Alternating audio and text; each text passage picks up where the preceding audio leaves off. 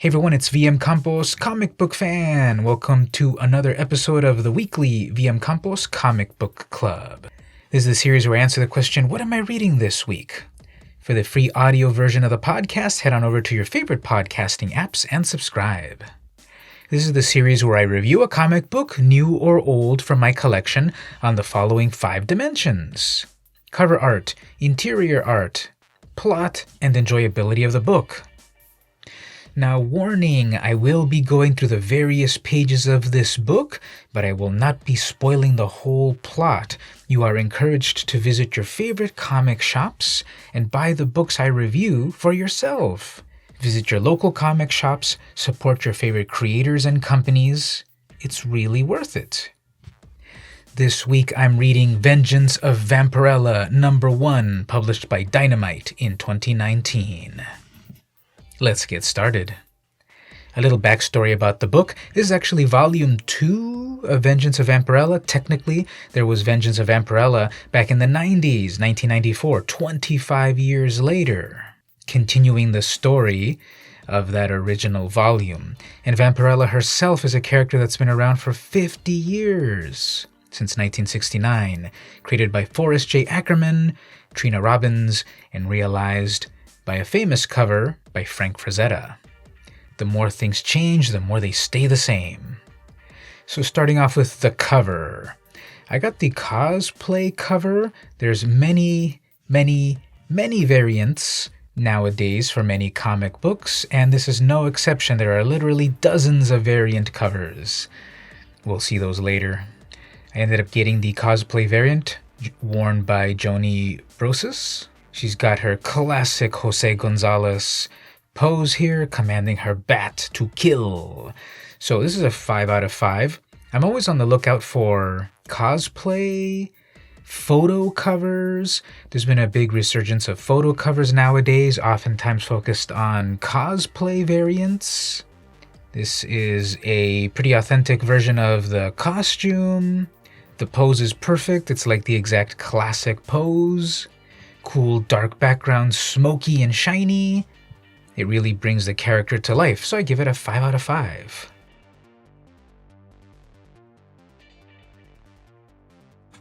As I said, there are a ton of other covers that exist.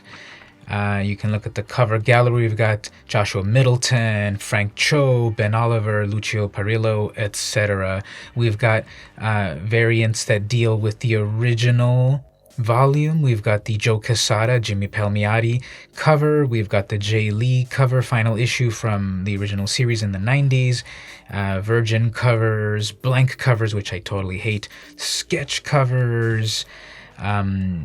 Spider-Man homage covers, connecting covers. There's just so many covers, painted covers. There's just so many covers nowadays, for good and for bad.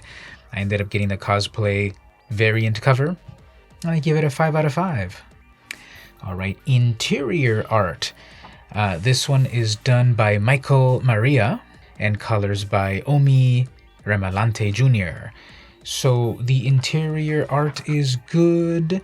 It feels kind of like 90s style, like the original Chaos Comics style, with some like modern colorization and such. I like it. It's cinematic. It sets up a good sense of place when the characters visit an old library or when we see the ruins of the future.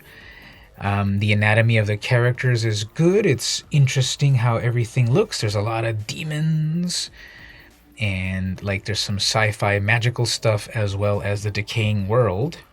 I'll give it a 4 out of 5.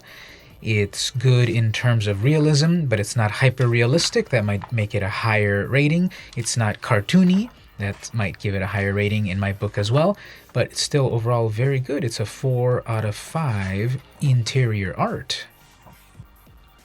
Next up, the story. This is something really interesting.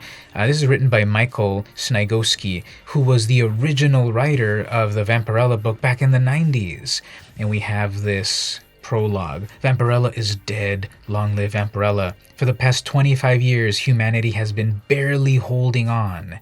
The playthings and slaves of a multitude of supernatural monstrosities, led by Mistress Nyx and the Chaos Lords, that have made Earth their own. Now, a small band of survivors combs the ruins in hopes of finding their savior, or finally sealing their very doom. So it starts off with 25 years later. So 25 years from the 90s or 25 years from the 2019s? Anyway, Vampirella came to Earth as a sort of a defender. Then all the forces of evil joined together and they killed her. They killed Vampirella. Now, I didn't read the original 90s comic. I think I have issue number 1 somewhere in my vintage comics collection, but I don't really remember it. I'm doing a little bit of research. I didn't find conclusively that she was killed, but according to this prologue, I guess she was. So she was killed, and then humanity clings to life for 25 years later. There's a wonderful, horrible shot of a desolated city. Even the world itself is dark and murky from a shot from space with satellites decaying in orbit. And so humanity is an endangered species. Former associates of Vampirella, or those that wish to save the world, are trying to somehow resurrect her again, while the last band of humans just scavenge for whatever they can, because Mistress Nyx's forces just dominate the world. So this first issue is related to that. Is there any hope to bring Vampirella back to save humanity from the brink of extinction? Can old characters come back anew and do something about it?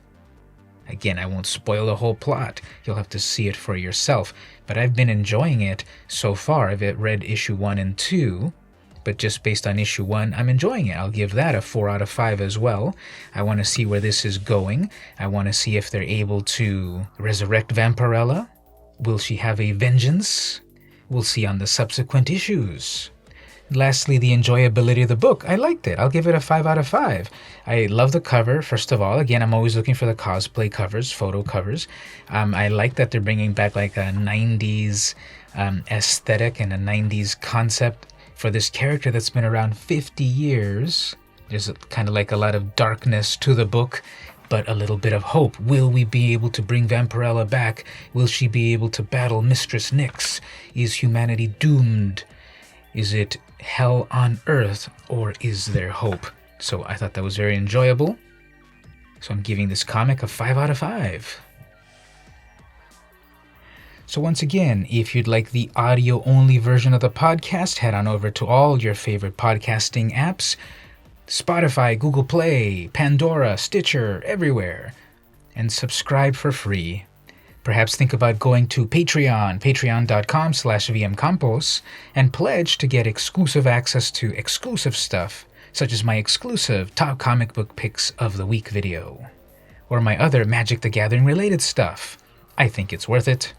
Or simply follow on Patreon, patreon.com/vmcampos. Follow for free. It'll keep you up to date with all of the stuff that I publish, all of the stuff that you like.